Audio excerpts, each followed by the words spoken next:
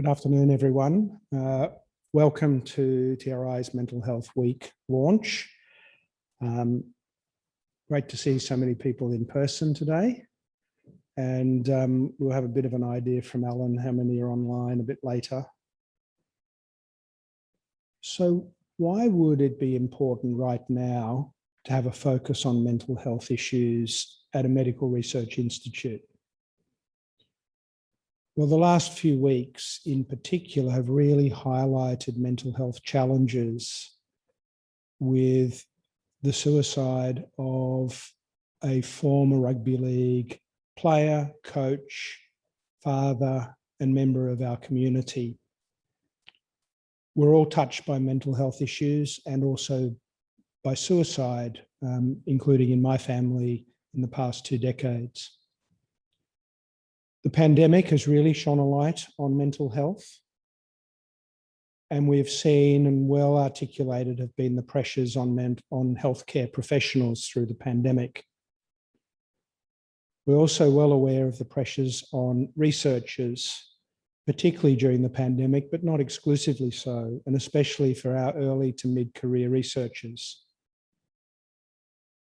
I want to acknowledge the One TRI committee, wellbeing at One TRI, and also other members of the TRI community for putting this week together. The keynote lecture by Donna today, who I'll introduce shortly, the training in mental health first aid, and sessions for managers and leaders at TRI. And of course, our now traditional morning tea on Thursday, the Are You OK morning tea. About the time that this concept came up, I received an email from a colleague in Birmingham in the UK called Nicole. And I was intrigued by the email footer, which highlighted her affiliations at the University of Birmingham. But at the bottom it said, "I'm a mental health first aider. Please feel free to get in touch." And I replied to Nicole and said, what's this all about? Not heard of this before. And ironically, it was the next week or so that the members of the Wellbeing Committee brought up this concept about mental health first aiders, and I'm sure we'll hear a little bit more about that shortly. 1 in 5 Australians have experienced a mental health disorder in the last year. 2 in 5, or 44% of the Australian population, adult population, will have experienced a mental health disorder during their lifetime. Mental health and substance abuse disorders contribute to 13% of Australia's total health burden. That's relatively close second to musculoskeletal disorders. You'll be pleased to hear that, Helen, as a rheumatologist, that is the #1, and mental health the #2 burden of disease within our community. The pandemic has had well articulated mental health implications, which have been related to a number of factors, including movement restrictions, social distancing, isolation, lockdowns, employment loss, parenting and schooling children while you're trying to work from home. We're aware that increased rates of mental health disorders, especially in frontline healthcare care professionals, is more common than in the general community. Significant emotional and mental health consequences of emotional stress are really a sign of a system working under stress. Again, the pandemic has highlighted a number of factors related to distress amongst healthcare professionals, which include those related to resource scarcity, particularly in the early days when PPE was just not present, so personal concern about one's health and family's health. Patient care concerns, where healthcare professionals were not able to provide care with families for dying patients. The burdening on co-workers, particularly, what if I become ill and put more pressure on my colleagues? And then the perception of both stigma and appreciation in parallel from the community. Burnout, post-traumatic stress disorder, emotional exhaustion and anxiety were commonly reported in healthcare professionals during the pandemic. So what about the research community? High levels of stress are inherent in the academic researcher population, and they are at increased risk of, we are at increased risk of burnout and depression. Stress-related symptoms in early career researchers from this survey from Germany reported as 1 in 6 of our research community. Early and mid-career researchers are particularly at risk of experiencing common mental health difficulties. Whilst generally satisfied with their work and their projects, the EMCRs are often not with the degree of workload and the impact that it has on work-life balance. Career uncertainty, which is well discussed amongst our EMCR community, and the potential for power dynamics, which may in fact prevent disclosure of bullying and harassment. Each of these respects, including the prevalence of mental health disorders in the general community, amongst healthcare professionals and in the research community, really highlight the reason for the focus on mental health, and that is our business at TRI. Donna Thistlethwaite, our invited speaker today, is a speaker and trainer and an award-winning entrepreneur with a background in human resource management. For almost 17 years, she worked in the energy sector, predominantly as an HR professional. In 2012, Donna made a decision that shocked those closest to her and dramatically altered her life path. She is passionate about supporting others with her skills and knowledge and by sharing her personal story. Donna will share her experience, key insights, strategy for building resilience with us, and will guide us through a well-being conversation. A word of warning: parts of Donna's story will be confronting and potentially triggering. Please be aware through her story that the story is one of hope, and that she'll be sharing strategies that can be extremely helpful in overcoming challenges. It's critical that you reach out to someone if you're affected by this talk. And there'll be further discussion about this at the end of the presentation by Rod. So thanks for coming today, Donna, and welcome to TRI.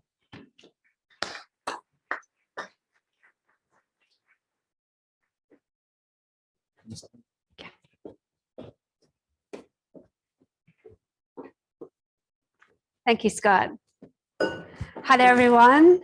I hope you don't mind. I had to get out from behind the lectern. I'm just too little. You would have just had this teeny weeny little head. So I am under instruction from Alan not to move around very much though, okay? Because I believe we've got a Zoom audience online as well. So I'm a little bit more stationary than I'd normally be. If we ever needed a justification for having this conversation today, I think Scott, presented that really beautifully. It's been really difficult times, hasn't it? COVID has really tested us. The early 2020s has been a pretty wild ride. And, we've had to find new ways of working, and it's been challenging. We've lived with uncertainty for an ongoing period of time now. Many of us haven't been able to take holidays as easily as we once were. And all of that stuff can take a toll on us. And I'm really pleased to be here today to share my story with you and some insights, because I'm hoping that it's going to have a really positive impact on your life. Now, you might be sitting there going, oh, gee, really, I've got all that work back at my desk and it's all, it's calling me. And, am I really going to learn anything today anyway? And I get it. I've worked in corporate. I've been in sessions before where you might wonder a little bit, but my hope for you is that you are going to take away some really valuable strategies. Does that sound like something you're interested in? Yes, good. I see some nods. It seems like I'm in the right room. So that's very, very cool. So back in 2012, a member of the public called 000 and told them that a woman had just leapt off the Story Bridge. Now, that woman was me. At the time, I was a HR professional. I had a loving family. I had lots of friends. I actually had a great career. I was regarded as enthusiastic and good at my job. I'd been in the organization 16 and a half years, but I ran into a little obstacle at work, and before I knew it, my life started to unravel.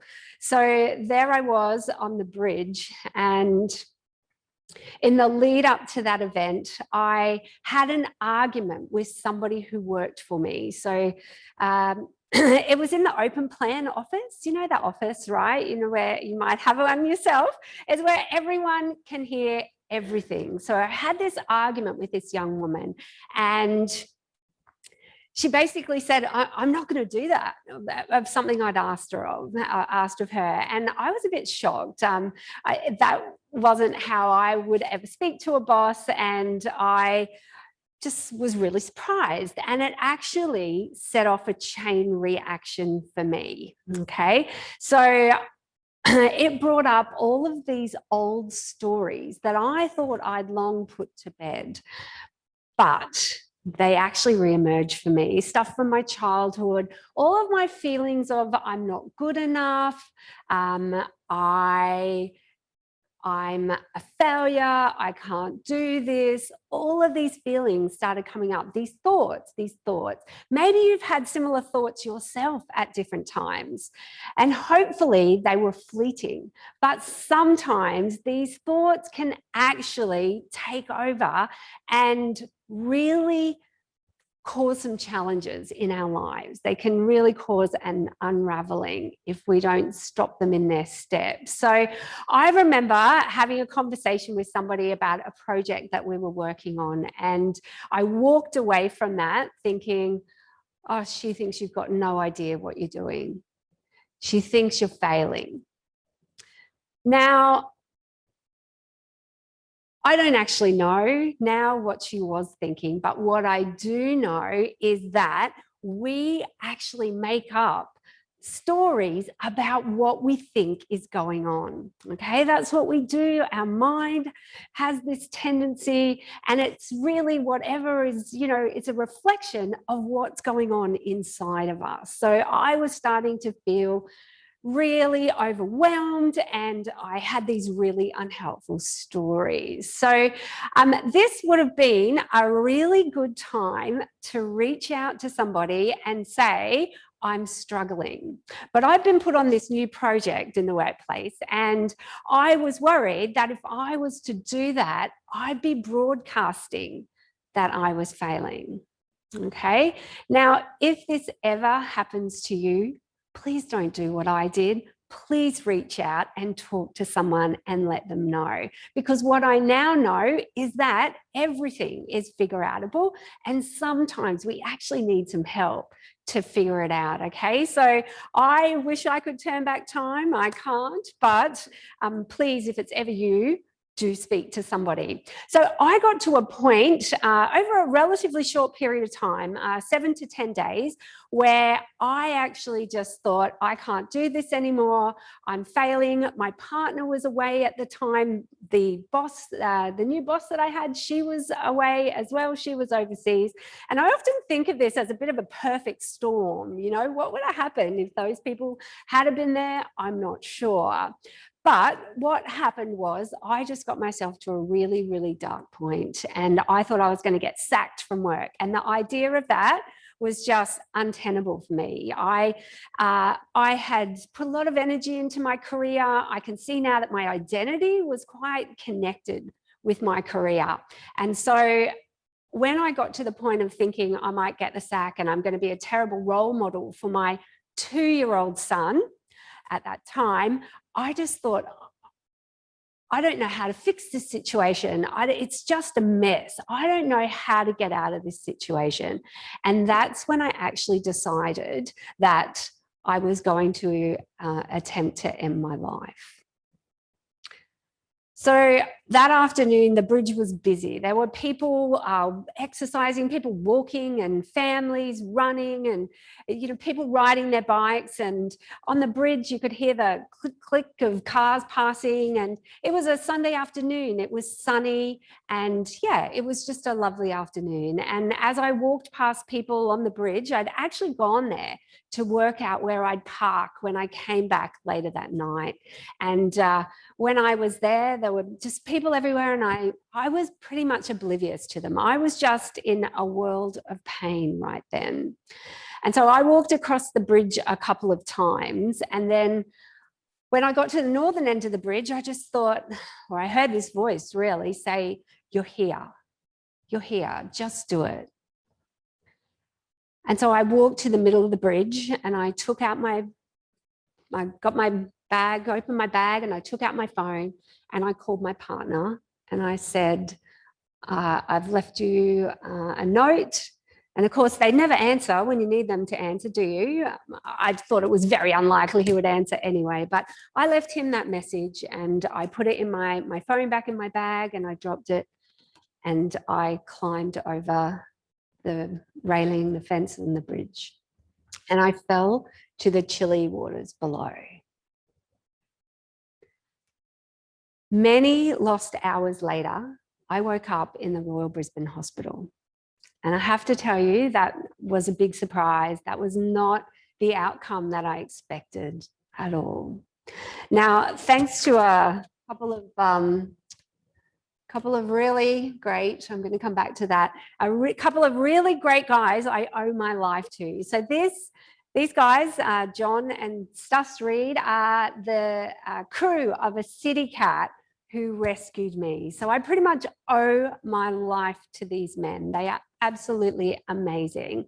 And so that day, I broke 5 vertebrae and a rib, and I lacerated my liver. Now, those injuries could be healed up, and I was in the right place with the medical practitioners, but I would later learn that I would actually need to work on my broken mind and my lacerated psyche to really be able to thrive in life. And what I want to assure you is they are now in better condition than they have ever been. Okay, so I got to have a second chance, and I'm just going to check what Alan's, is everything okay? Oh, I just turned that off. All good. Cool. So I had a second chance, but the really cool thing is every single one of us has a second chance every single day, right? When we get out of bed, when our feet hit the floor, that is a new day, and we get an opportunity to write new chapters in our lives. And even when we're feeling bad, like things bounce back, nothing is forever. The very nature of life and our experience here is that it is always evolving. So luckily for me, my second chance has given me an opportunity to be a small business owner, to win a few awards. You heard in the introduction, I've won a couple of awards. A few years ago, I won an Entrepreneur of the Year award. I won National Career Practitioner of the Year in 2019. And I won an award for showing courage in business. It's called the Leap of Faith. Can you believe that? So I could win an award with my history called the Leap of Faith? My goodness. But look, that all sounds pretty cool. But the fact is, what is more important than any award is that I actually get to live a life that I love and that I'm thriving. Okay. Now, I'm not going to tell you that I never have troubles or never have challenges in my life, because that would be a lie. We all have challenges. That's the nature of our experience as humans. But what I have now is a really giant size toolkit that I can go to whenever I'm struggling a bit, okay? I've got basically so many resilience strategies that really, really make a difference to my life. Now, I skipped a slide a moment ago, and I want to go back to it because I think it's so important. Has anyone seen this spectrum before? Do we have any of the mental health first aider trainees? Yes, yay, yay. I'm so excited that you are going to have a mental health first aider network. That is just absolutely brilliant. And not just because I'm a mental health first aid instructor, because these skills can really change and save people's lives. So yeah, we have something similar that we talk about in mental health first aid. So this is a spectrum where it's our well-being. So I just want you to take a moment right now, and I want you to check in with yourself. Where are you on that spectrum today? Does anyone want to share where they feel like they are right now? Come on, we've got one brave person in a room, surely. Yes. Halfway in the green. Woohoo, in the thriving zone. I like it. Cool. Did someone else have that? Did you have your hand up? No. All righty. So I think you can appreciate that you sit on there somewhere today, right? And where you sit is going to depend what's going on in your life. It's going to depend on the risk factors for mental illness and the protective factors, okay? Things like your resilience practices, okay? So we're all on there somewhere. Now, what I'm all about is encouraging all of you to spend as much time as you can in the green zone, in the thriving zone, okay? That's what I love to talk about, thriving, okay? Now, when you're in that green zone, I'm sure you can appreciate that if you hit a bit of an obstacle, if something goes wrong in your life and you slip back, you're going to go back into the orange zone. You're going to go into that surviving mode, right? And that's a much safer place than if you're spending a lot of time in the surviving zone and you run into a little obstacle. Because if that happens, obviously that's going to potentially pop you into the red zone, which is going to increase your risk of a mental illness, okay? Now, pardon me, there is some research that's been done by the field of positive psychology that indicates that a lot of people sit in the surviving zone, okay? A lot of people, but they did research at an individual, a national, an organizational, and even a national level. And what they found is it's very common. And even in some of the countries that surprised me, some of the Nordic countries, we often are sitting in that surviving zone. So I really want to encourage you, as I said, to be focusing on spending as much time as you can in the green zone. And that's partly what my talk's about today, because I'm going to share some strategies that are going to help you to do that. All righty. So over the time since my mental health crisis, I've really come to appreciate that experience and the gifts that it has brought, okay? Every single thing that has happened, has had a positive. Every curse has also been a blessing, I'd say. And so I'd like to share some of those gifts with you today, because I absolutely regard them as gifts. And so I thought I'd bring along some gifts for you, okay? Does anyone want to hear any? Yeah, okay, cool. All right, so the first one is, don't believe everything you think. All right? It's an option, right? Those thoughts, they're just going to come anyway. It's up to you whether you actually believe them or not, okay? Now, I would have 10% of the unhelpful thoughts I used to have, but what we focus on grows. So if we get ourselves into a bit of a funk, sometimes these difficult thoughts, these unhelpful thoughts can come thick and fast. And I'm sure, some of you are aware that, we've got these neural pathways in our brain, and whatever we're thinking over and over and over again, we burn deeper neural pathways and they become our default way of thinking, okay? So please do not believe everything you think and challenge those thoughts. If you've come to the conclusion that a colleague has thought this, or go and check, actually go and ask them what's going on for them, because I can guarantee it, more often than not, it is not what you're thinking, okay? So I just, I run a thought through, is this thought taking me to where I want to go? And if it's not, then I just let it go through to the keeper, and I encourage you to do the same. So the next one is, Never, ever give up getting the help you need. So if you find yourself in turmoil at any stage, do not give up, okay? Please go back to my story. And, you know, I've had people tell me later that they have been where you are now, and when they've found themselves struggling, they've actually reached out for help for this reason, okay? So if you struggle, please think of me, call somebody and let them know what's going on. And if you have to call 5 people, make sure you do it, okay? So recently, this very lovely 30-year-old friend of mine who's a landscape architect went through a period that she became suicidal. And I found out after the fact, and I was just like, oh my gosh, what did you do? Tell me what happened. And she said, I remembered you said in that talk to reach out to someone, and I did. And she's back on track now, okay? So please reach out to someone. Never, ever, ever give up. So the next one is to take action today. And what I mean by this is on your resilience. Take action to get yourself into that green zone if you're not there currently, okay? Now, I'm going to share some resilience strategies with you, right? And I know you'll have practices of your own as well. But what you need to do is actually get these into your lifestyle as a habit.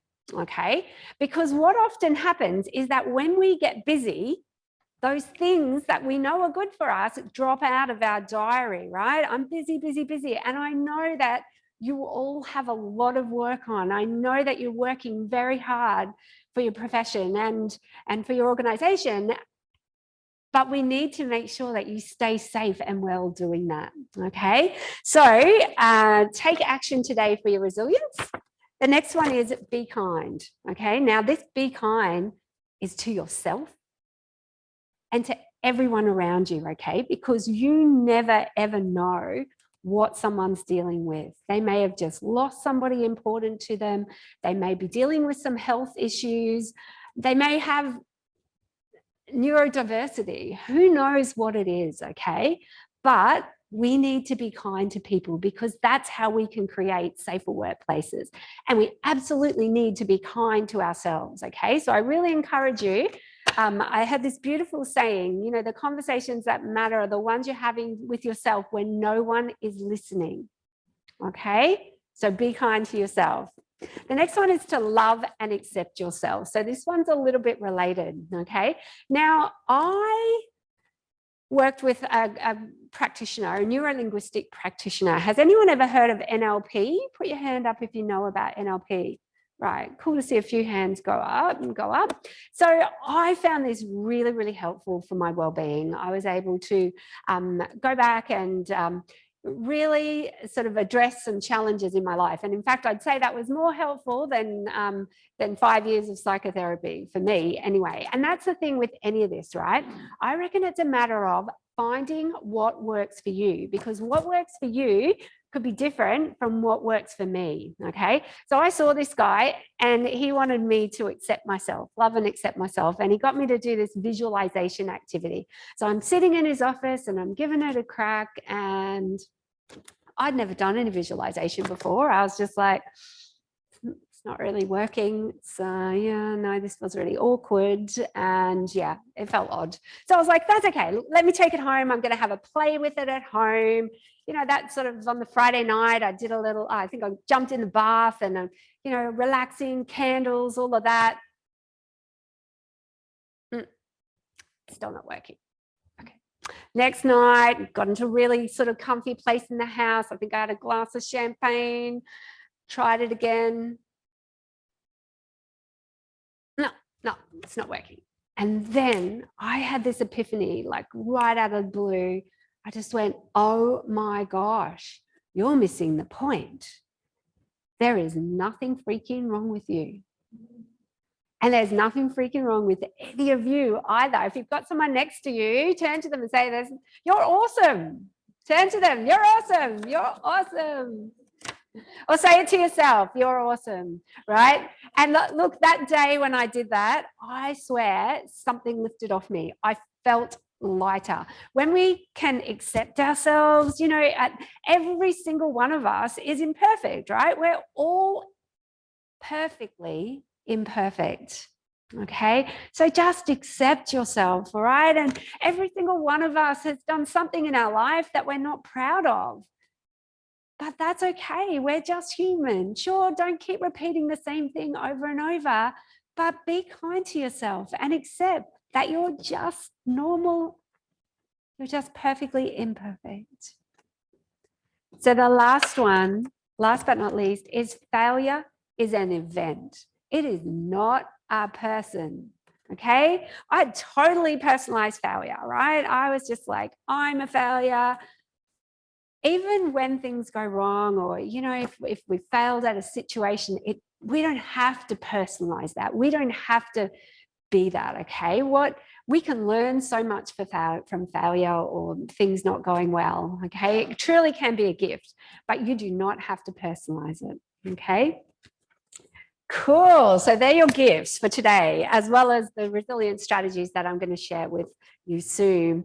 But what we'd like to do is share with you today how to have a conversation with someone, because often people will say to me, is there something that someone could have done, right? And I'm going to tell you, everyone did the best they could with the knowledge they had at the time.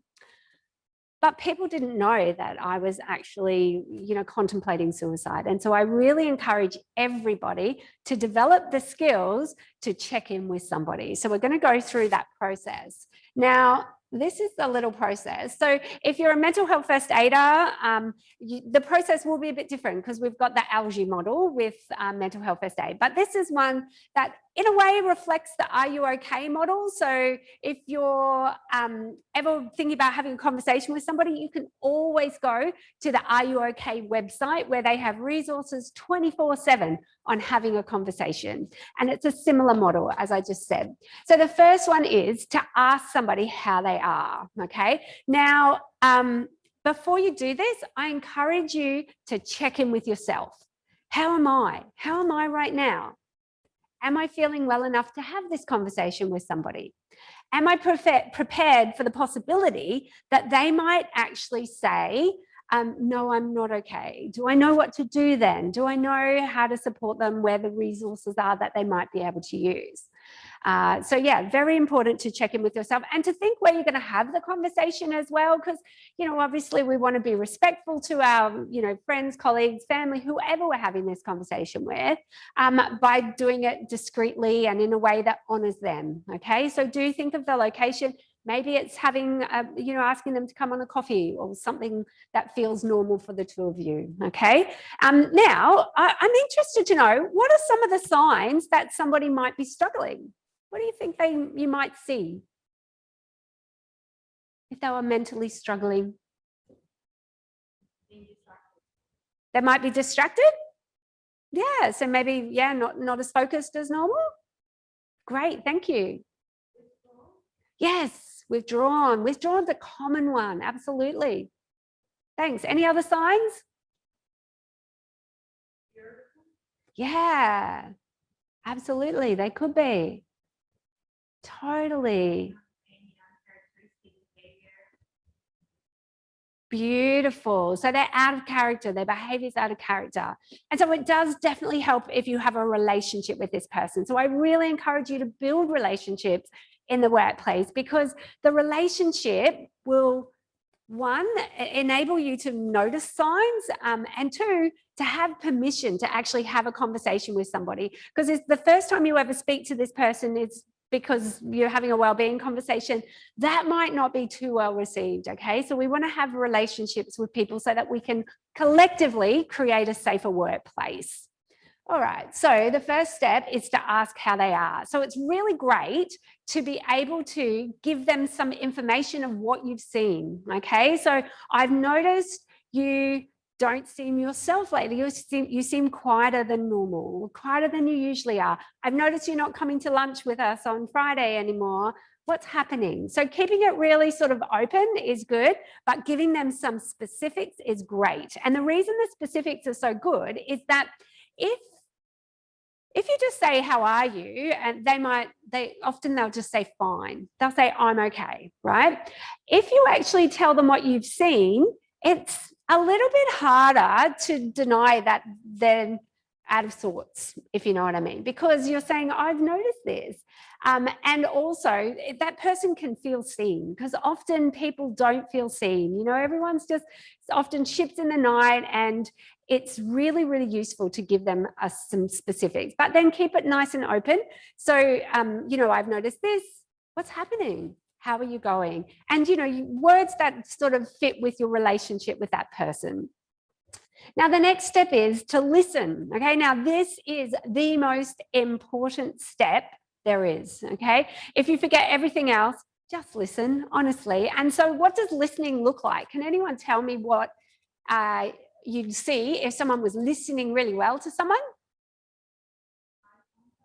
Yeah, eye contact.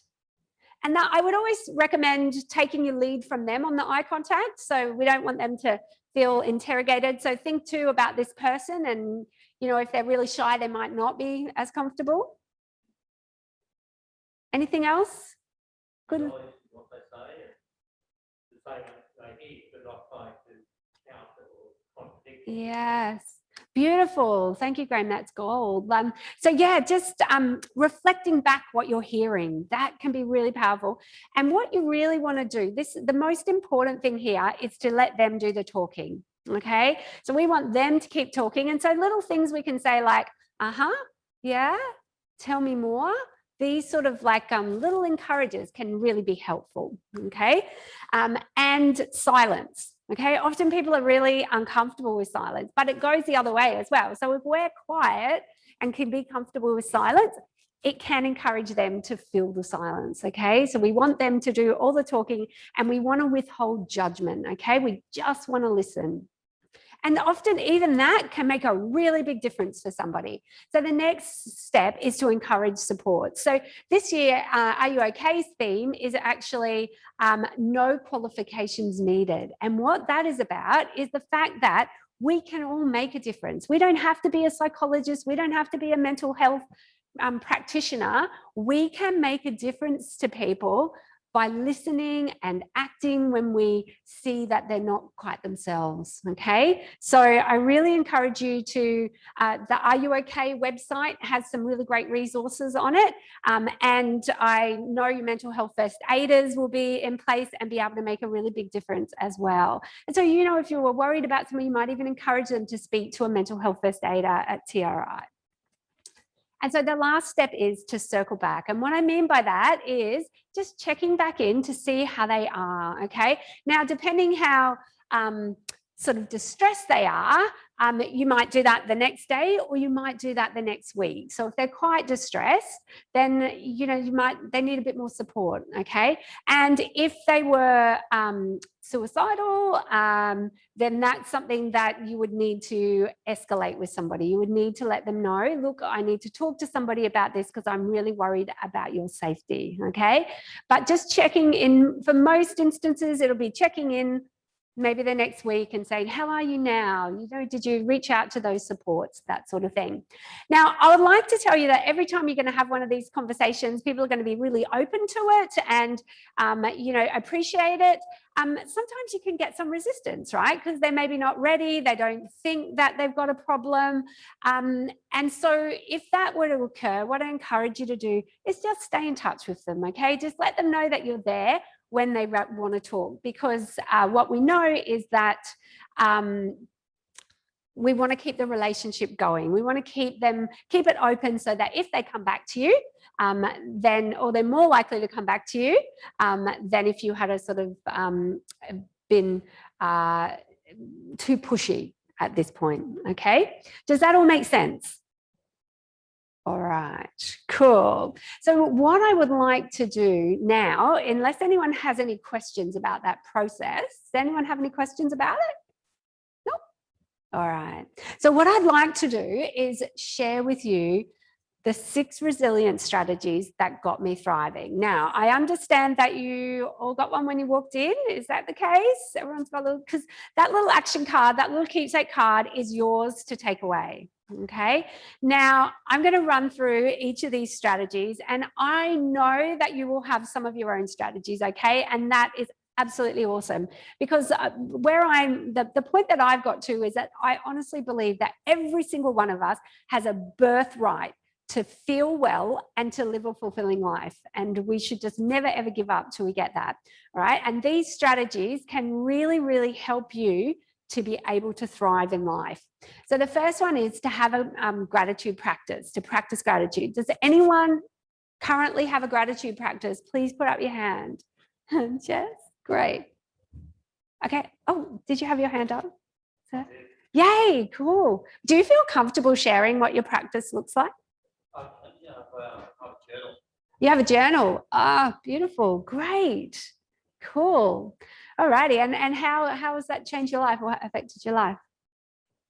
I think it just makes you go searching for gratitude. Yeah. Right? So sometimes you need to push your mind to look for the positives in the bad way, right? So, I think gratitude makes you feel good about yourself as well. Absolutely. Thank you so much. So I realize we've got people online too. So yes, journaling, and it helps you to feel good about yourself, and it helps you to look for the good things. So beautiful. Thanks. So you can practice gratitude in lots of different ways, right? You can actually have a gratitude practice in the workplace. You can put things you're grateful up on a board. I've heard of like a jar, pop your gratitudes in the jar and then crack it open or tip them out at the end of the year, and re-engage with those. And the practice that I have consists of me and 4 other people texting 3 things that we're grateful for every day. Now, this practice has actually been going for 4.5 years, okay? It's just self-perpetuating, okay? Now, what I love about this particular practice is that you get a reminder when their gratitudes come in. All right. I used to write it in a diary or a journal, and I often used to go to bed and forget, and then I'd be like, damn it. But I get a reminder when theirs come in. And then what also happens is that you've got accountability. They're expecting to receive your gratitudes. And then finally, this is a benefit I had not even anticipated, right? You actually get to vicariously live the joy of other people. And so not only are you acutely aware of what's great in your own life, but you vicariously experience their joy. And it is such a privilege to witness other people's lives. It totally blew my mind. Now, is anyone familiar with Brené Brown? Is anyone familiar? Oh, yay, yay. That's great to see. So Brené Brown talks about the fact that in one data set, you'll get data sets, won't you? Yes, in a data set that she had, she said 11,000 data set, that 100% of the people who identified as joyful had a gratitude practice. Okay, she said it was not an attitude of gratitude, but an actual gratitude practice. So I really encourage you to give gratitude a whirl. It honestly can change your life. So what happens is we've got that part of our brain called the RAS, the reticular activator system, and it will tune in to whatever we pay attention to. Okay, so we've all had that feeling of you're going to buy a new red Mazda, and they're everywhere, right? And they always were, but now we've paid attention to it. That is what happens with gratitude. When we tune into it, we see more of it. All right, so the next one is to be still and breathe. We're often just go. If we can even just stop and check in with ourselves, just be present, even for a minute, or do a few breathing patterns, this can really ground us and re-energize us. Okay, so this is something you can do between meetings. There are loads of different mindfulness apps out there. One Giant Mind, Buddhify is one that I use. Being still is a real positive in your life. Okay, it creates space for the good ideas to drop in, and I really encourage you to spend some time in stillness. The next one is to create your best year goals. Now, what this looks like is sitting down and thinking about what would I like my next 12 months to bring, okay? Now, I encourage you, let's imagine we meet again in 12 months' time, okay? And you say to me, oh my gosh, I've just had my best year ever. I want you to think, what's happened? Who's there? What can you see? What can you hear? But importantly, what can you feel? How does it feel to have these great things in your life? I encourage you to put a list, 5, 6 things together, and put some pictures next to them to remind you about them, okay? Apparently the subconscious mind works in images. Put your picture next to it and then put it up somewhere. I can't guarantee you're going to get every single one every year, but oh my gosh, I've had so many instances of mine coming into reality and getting phone calls from clients saying, oh my gosh, I just booked the tickets to New York that were on my goal list. I've just come 3rd in my ocean swim. I've just got that job at my kids' school as the greenkeeper. That was a woman, that one. So yeah, she's loving it, working at the kids' school.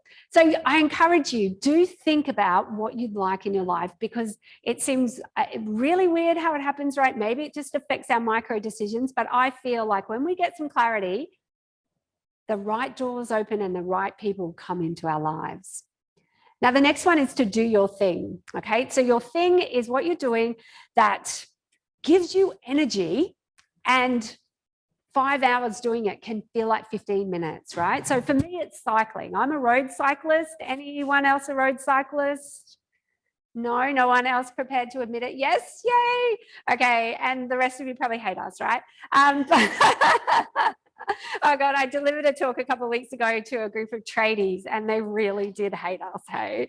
But so my thing's cycling, but what is yours? What is it that makes you feel good? Maybe it's golf, maybe it's dancing, maybe it's listening to music, maybe it's cake decorating, model aeroplane making, whatever it is. If you know what it is, are you doing it? Okay. Do you make time for that thing? Because what happens is it creates energy for other things in our life, including work, right? It actually fills our cup. And how good is it when you get to live life with a full cup?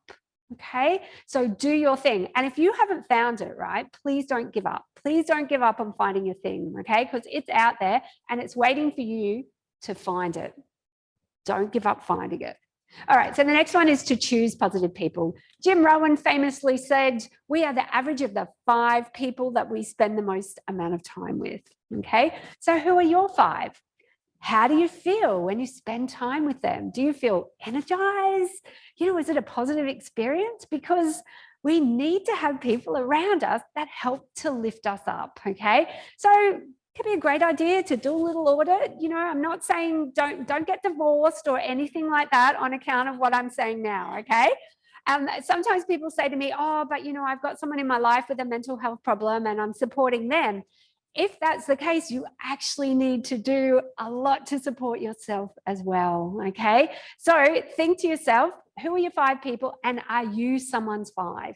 Are you a positive person that shows up in someone else's life as their 5? Now, finally, hope. Help one person every day, okay? Now, if you ever find yourself in a funk, one of the best ways to get out of it quickly is to do something for someone else, okay? Now, there's research on this in Coca-Cola factory in Spain. They had people do these random acts of kindness. And what they found is that those people were happy and their satisfaction improved.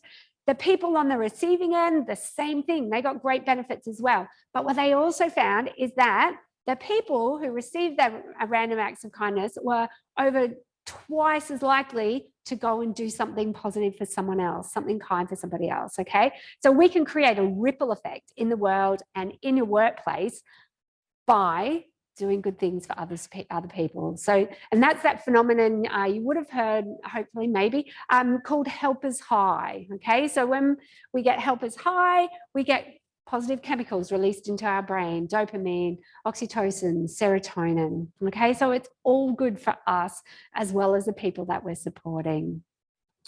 So that is sort of like the content that I wanted to share with you today. We are going to have Q&A in a minute, but I guess I'd just like to say in closing that I hope that my story has, or I trust that my story has encouraged you or inspired you to want to thrive more in your own life, to be more at that green zone that we talked about. Okay. And, you know, we can do this no matter how hard life gets. It will pass and life will get better again. We do get second chances. So, you know, look after your mates, check in with people, love and accept yourself. I really, really believe that thriving starts today, one gratitude at a time, one good deed at a time, one goal at a time. Thank you very much.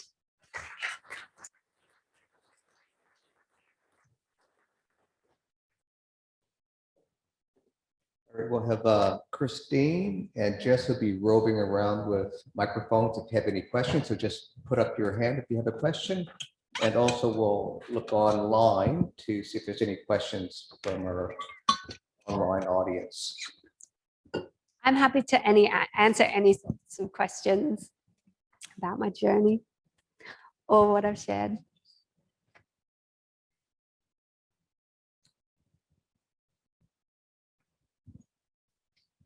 Thank you so much for your talk and for your honesty and openness. I think that was just amazing.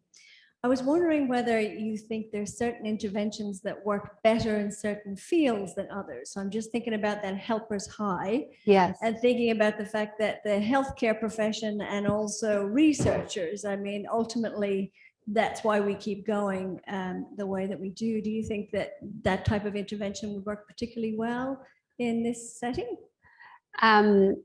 Sorry, I'm just not sure right at the end. Were you, is it a particular intervention or just do I know of certain interventions that fit with certain? Just struck me that the helper's high Yes. would be particularly effective among Yes, healthcare right. professionals Now I'm and with you. amongst researchers. Yeah, Is beautiful. that my bias, or do you think that that might be true? Oh, look, I think absolutely. It makes perfect sense. I think something we need to be mindful of when it comes to helpers high too, though, is we need to make sure that we are well and that we have a good level of energy, okay? Because we can't give from an empty cup. So yes, I think that would be a great intervention and something, you know, to promote in the workplace, as well as the gratitude, because what a really cool little technique I've seen is having thank you notes, like having some thank you notes printed out and just getting people to share those notes, because how often do you have that thought of gratitude for somebody, or, you know, appreciating somebody, but you move on to the next thing and you neglect to express it. And so when we express to people, it actually is so good for their well-being. So yeah, just have the courage to do that. Cool.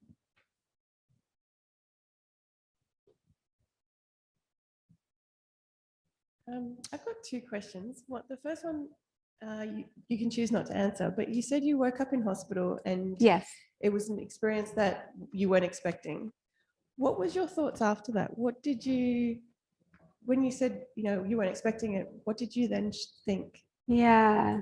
Yeah, as I said, I was really shocked, and luckily for me, in a relatively short time, I just decided that I must be meant to be here. I was just like, that is not the outcome I expected.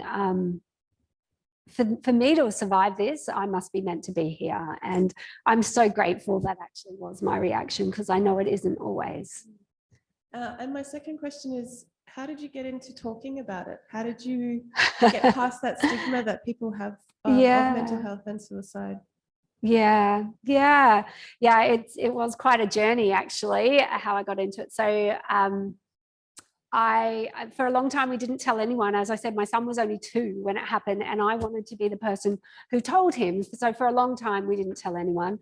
And then I actually, this is bizarre, I was at the Woodford Folk Festival and saw a storytelling event, and it just opened up this whole journey where I ended up telling my story to a room of 80 strangers, back in, I think, 2016, and it bounced around the ABC for a while. And then I actually had another epiphany one day, probably about 5 or so years ago, where I just went, I know that I'm never going to take that action again. But I don't feel like I've dealt with what caused it. And that was where the real work and I would say the magic happened. I was just like, what do I need to create a fulfilling life? What do I need to actually feel good about myself? And that's when I found those strategies. I often call it a quest. It was like I went on a quest. And then I realized later that when I started to tell some people about it, that when I spoke about it, I actually felt better. And I was only doing it sort of here and there where it felt appropriate and helpful. And yeah, and then it just, honestly, it was a bit like I was having visualizations about speaking to people, and I like this, and I thought I was speaking about careers. And then one day I went, oh my gosh, it's my story. Wow. So yeah, it was a very bizarre trajectory. Cool. Was there another question?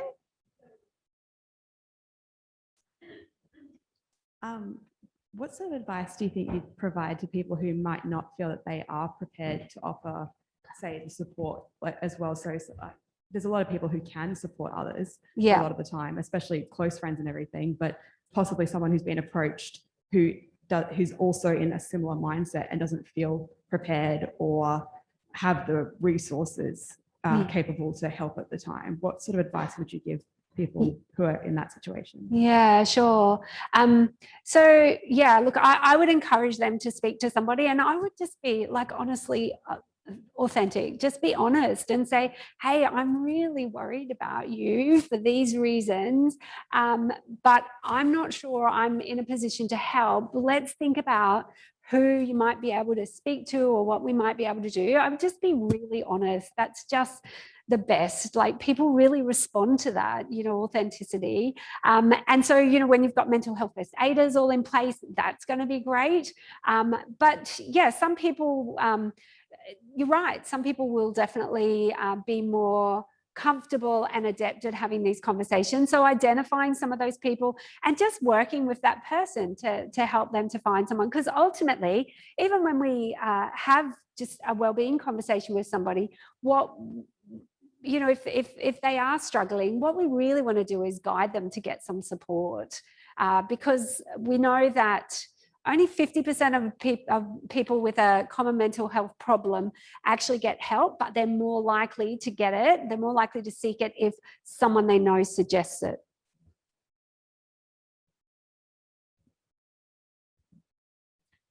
I have a couple of questions that come in. Great. The first one, how do you really stop the cycle of negative thoughts? Because sometimes it's hard to reach out to someone for help. Yeah. Yeah, it certainly can be challenging trying to stop those negative thoughts. Absolutely. And I think it's about becoming conscious about that. Like, I see this is going on. This is not what I want to be thinking, but reaching out to somebody is really key to that. Like, reaching out and saying, I'm having these negative thoughts. Then you can get help to be able to resolve them. I really just reckon, like, don't ever give up. And we can actually change our thoughts. Like, I'm living proof of that. It's really about challenging those thoughts. So, and you might see if you can get an accountability buddy. So, like, talking to a friend and saying, hey, I'm having this stuff come up for me a lot. You know, when you see it, can you let me know? Or, you know, accountability in terms of, I'm going to go and do something about it. So if somebody's having ongoing negative thoughts, there is websites that can help with this sort of stuff, cognitive behavioral-based therapy, websites like Mood Gym and MindSpot. But I would really recommend talking to somebody, because when we go and see a psychologist or a mental health professional, they can give us the tools to actually resolve those things. So for me, it was very much about questioning the thoughts. And is there another way to think about this stuff? Or is this thought taking me to where I want to go? Any tips for secondhand help when you're supporting someone who is trying to help someone in their life? Oh, yes. You're supporting someone. Yes. Yeah, that can be tricky. Absolutely. Yeah, so I mean, they could absolutely need help. And so I'd be asking them what they need, like what would support them, because we're all different as well. You know, going for a walk for that person with that person can be really great, but different people will respond to different things. So letting them know, hey, I'd really like to support you. I know that, you know, a lot of your energy is going towards this, and how can I help you? And just even letting them know that it's important for them to get support as well. And hi, Donna. You talk about your journey with such honesty. Thank you for sharing.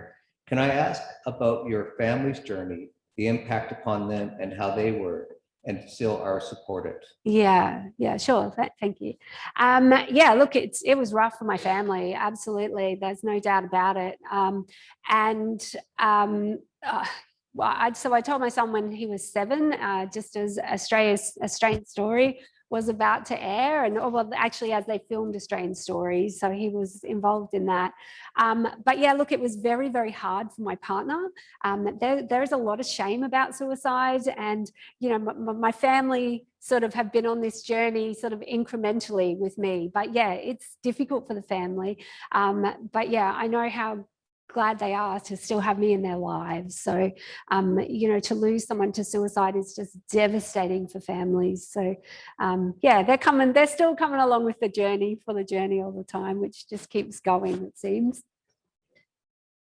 So, any more questions in the audience? All right. So my own takeaways, I have to say, is do not take your mental health for granted. We all have a second chance every day. And I enjoyed the gifts, and don't believe everything you think. And failure is an event, not a person. So thank you for sharing that with me. Yeah.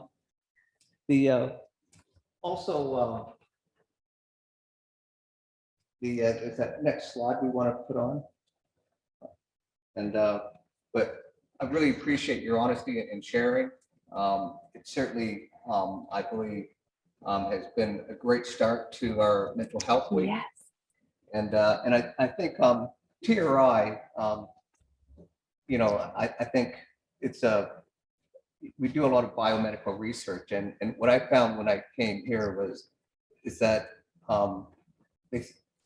overall, I think they understood mental health a lot, and they understood it from that recognizing that it's kind of a little bit of a medical event, and I think that they're pretty switched on with understanding it, and it's probably the best organization that I've been in where they've actually are prepared to have the conversation, and so thank you for teaching us that we can have the conversation at work every day. Great. Thanks, Rod. So thank you, Donna, for sharing your lived experience and also for providing key insights and strategies for building resilience, and also just showing us about how to have the mental health conversation. Cool. Thank you. Thank you all.